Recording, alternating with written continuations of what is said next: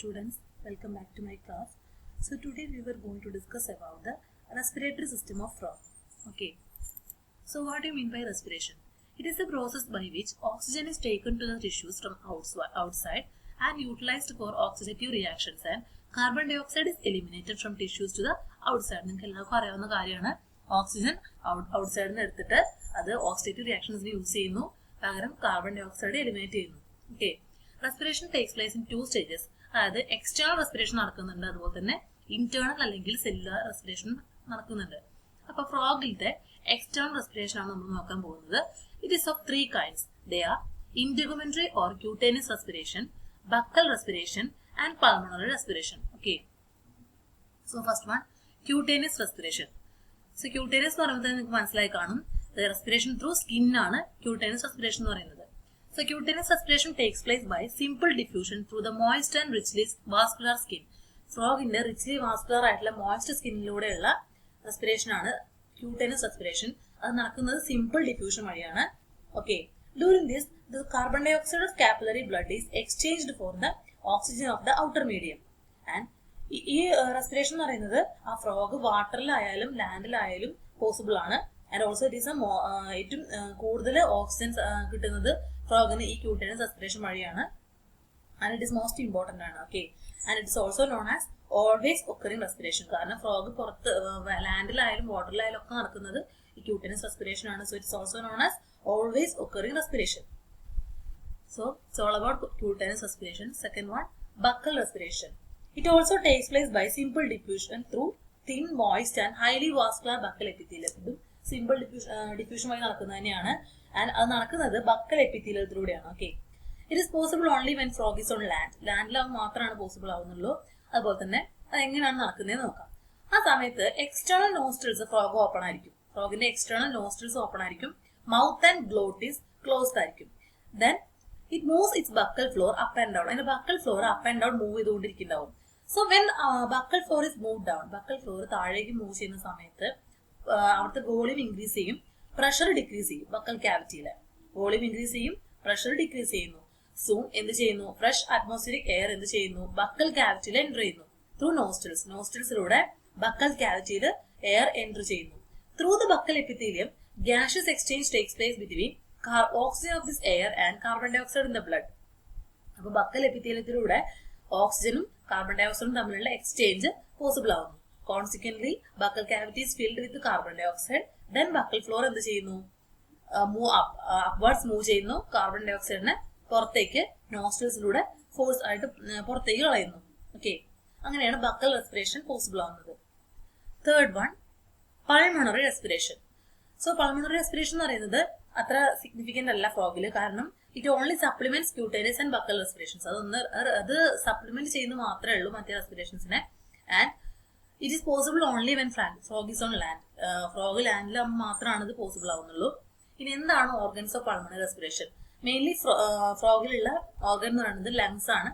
A pair of lungs ഉണ്ട് and air passage leading to the lungs. Okay. The air tract begins from the external nostrils. അപ്പൊ നമുക്ക് ആ pathway നോക്കാം.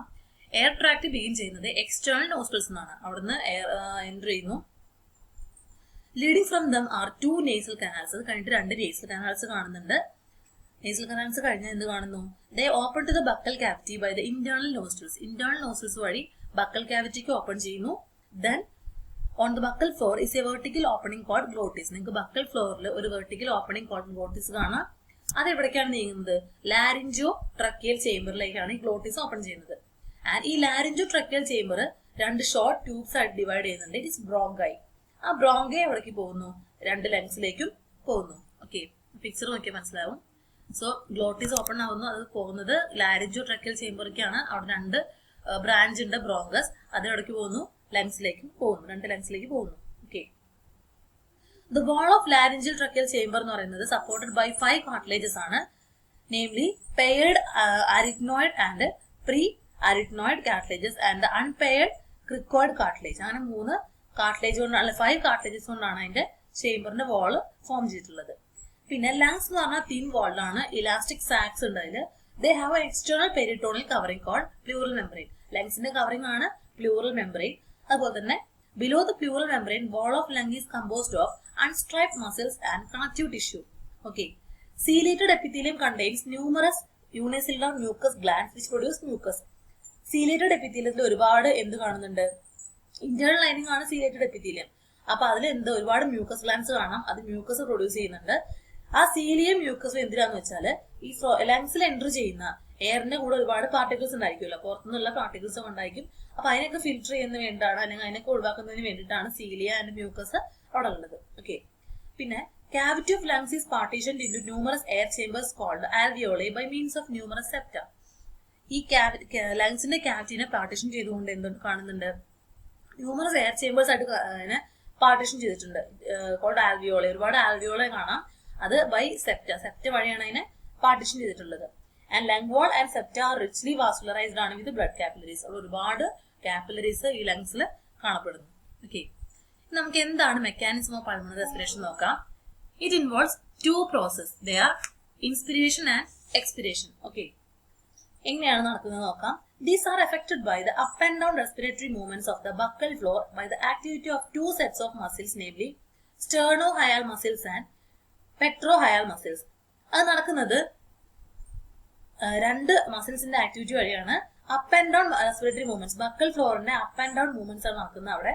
അത് possible ആവുന്നത് രണ്ട് മസിൽസിന്റെ ഫംഗ്ഷനിങ് കൊണ്ടാണ്. They are sternohyal muscles and petrohyal muscles. So sternohyals extend between coracoidopectoral girdle and the lower surface of hyoid, and their contraction pulls the hyoid down and lowers the buccal floor. ഈ സ്റ്റേർണോഹയൽ muscles എന്ത് ചെയ്യുമ്പോൾ, contract ചെയ്യുമ്പോൾ എന്ത് ചെയ്യുന്നു? Hyoid down ചെയ്യുന്നു. And also lowers the buccal floor. Buccal ഫ്ലോറിനെ എന്താണ് ചെറുതാക്കുന്നു. Petrohyals extend between the auditory capsules and upper surface of hyoid. Upper surface, ഹയോയിഡിന്റെ അപ്പർ സർഫസിനും അതുപോലെ തന്നെ ഓഡിറ്ററി ക്യാപ്സ്യൂൾ, അതിന്റെ ഇടയിലാണ് പെട്രോഹയൽസ് നിൽക്കുന്നത്. And their contraction pulls the hyoid up. അത് കോൺട്രാക്ട് ചെയ്യുന്ന സമയത്ത് hyoid move upward and rises the buccal floor. Buccal ഫ്ലോറിനെ റൈസ് ചെയ്യുന്നു. Thus in pulmonary ventilation buccal floor act as a buccal force pump. അപ്പൊ pulmonary വെന്റിലേഷനിൽ ഈ buccal floor എന്ത് ചെയ്യുന്നു? ഒരു ബക്കൽ ഫോഴ്സ് പമ്പായിട്ട് ആക്ട് ചെയ്യുന്നു. Okay. So to begin with നമുക്ക് തുടങ്ങാൻ നോക്കുകയാണെങ്കിൽ, frog keeps its nostrils and glottis open. എപ്പോഴും ഫ്രോഗ് എന്ത് ചെയ്യുന്നു? നോസ്ട്രിൽസും അതുപോലെ തന്നെ ഗ്ലോട്ടിസും ഓപ്പൺ ആക്കി വെക്കുന്നു. മൗത്ത് ക്ലോസ്ഡ് ആയിരിക്കും. സോ നോസ്ട്രിൽസും ഗ്ലോട്ടിസും ഓപ്പൺ ആണ്, മൗത്ത് ക്ലോസ്ഡ് ആണ്. Then it moves its buccal floor down. Buccal floor എന്ത് ചെയ്യുന്നു? ഡൗൺ ആക്കിയിട്ട് താഴേക്ക് വെക്കുന്നു.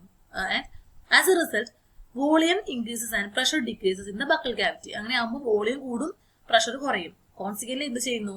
Air from within the lungs and fresh air from outside rush to buccal cavity. അങ്ങനെ വോളിയം കൂടിയിട്ട് പ്രഷർ കുറയുന്ന സമയത്ത് പുറത്തുനിന്നുള്ള എയർ ലങ്സിൽ എന്ത് ചെയ്യുന്നു?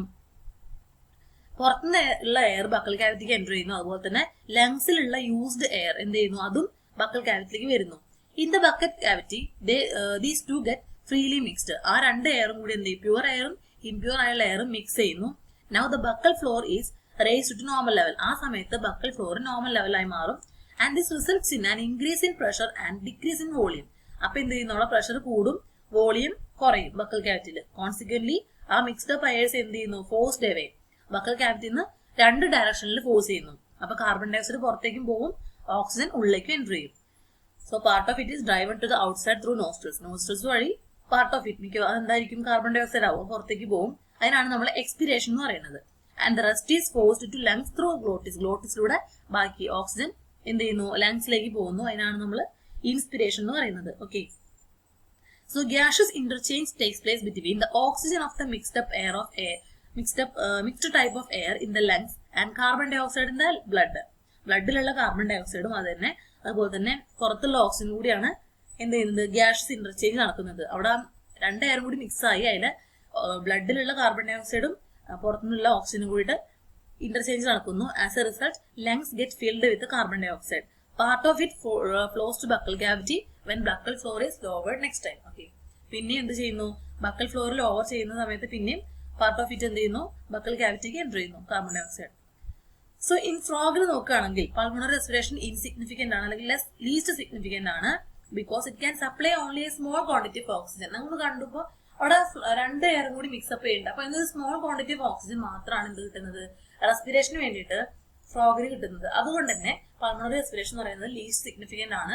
കൂടുതലും കാണുന്നത് ക്യൂട്ടേനിയസ് റെസ്പിറേഷൻ ആണ്. Okay, the reason is that the air taken to lungs is of mixed type ആണ് with very low oxygen content. അതിന് കാരണം എന്താണെന്ന് ചോദിച്ചാൽ മിക്സഡ് ടൈപ്പ് എയർ ആണ് ലങ്സിൽ എത്തുന്നത് with very low oxygen content. Okay,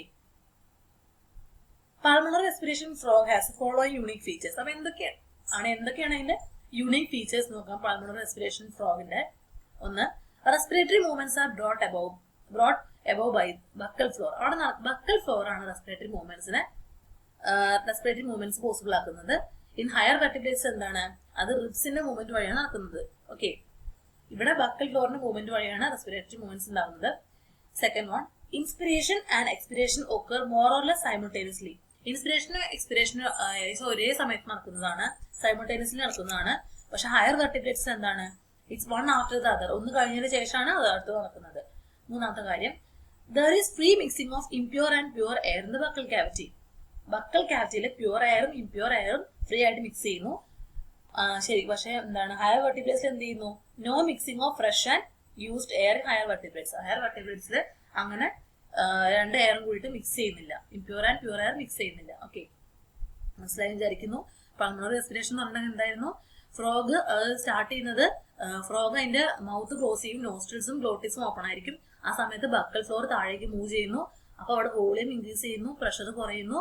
ആ സമയത്ത് ലങ്സിൽ നിന്നുള്ള യൂസ്ഡ് അപ്പ് എയറും അതുപോലെ പുറത്തുനിന്നുള്ള ഓക്സിജൻ കണ്ടെയ്ൻ ചെയ്യുന്ന എയറും കൂടിയിട്ട് ബക്കൽ ക്യാവിറ്റിക്ക് വരും, അവിടെ മിക്സ് ചെയ്യും. നൗ ബക്കൽ ഫ്ലോർ റേസ് ചെയ്ത് നോർമൽ ലെവലിലേക്ക്. ഈ സമയത്ത് എന്ത് ചെയ്യുന്നു, increase the pressure and decrease the volume in buccal cavity.